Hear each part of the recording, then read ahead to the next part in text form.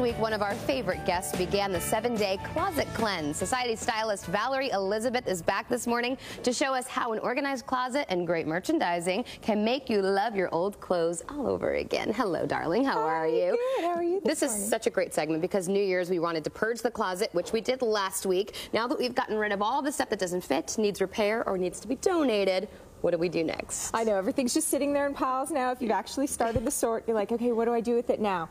Well, like we talked about at the end last week, the #1 thing you can do to change the look of your closet is to change your hangers. And what I did this past year was change to all white wooden hangers, but there's a few different selections you can have. You can do brown wood, you can do, metal hangers. For people that have very small spaces, one of the things that people love are these huggable hangers. Yeah. They're really, really small. Yes. And it prevents the clothes from slipping because of this great fabric on it, too. Okay, that's a big deal. Once you get rid of all the dry cleaning hangers, all the mismatched hangers and stuff, just having that uniformed bar presents your clothes so much nicer. And all your clothes hang nicely so they don't get, tangled together. The wire hangers don't scratch you and give you, like, the worst paper cut ever. Yes, that happens. Okay, so that's good. So now we've gotten all the uniformed hangers. What do we do you've got your stuff hanging that you know you want to keep, you know you want to wear it. It's something that fits you. Those other things that don't fit that you still want to keep, next week we'll get to where you put those, or your off-season clothes. But then you have shoes, and shoes start to pile up on the floor sometimes. So some good solutions: if you have shelving is a great way where you can see the shoes, all in front of you. That was a good tip. You said you need to organize that closet like you show in your pictures, that everything is in the front. You have to be able to see how to get to everything. Right. If you can see it, you're going to wear it. If you can't see it, it's probably not going to get rotated in. One of my favorite things, if you need to use boxes, if you don't have shelving, are these drop front shoe boxes.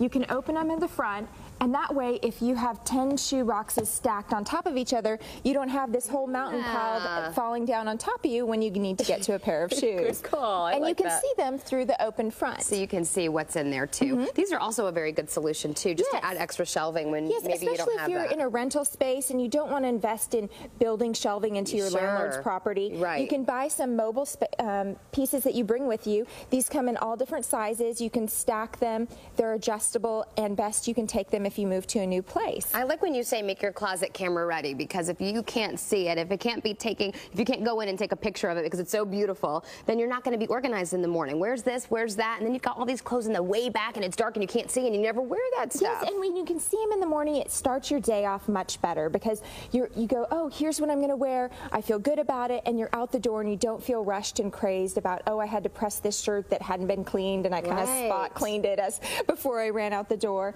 So, some other solutions, you have other things, where do I put them?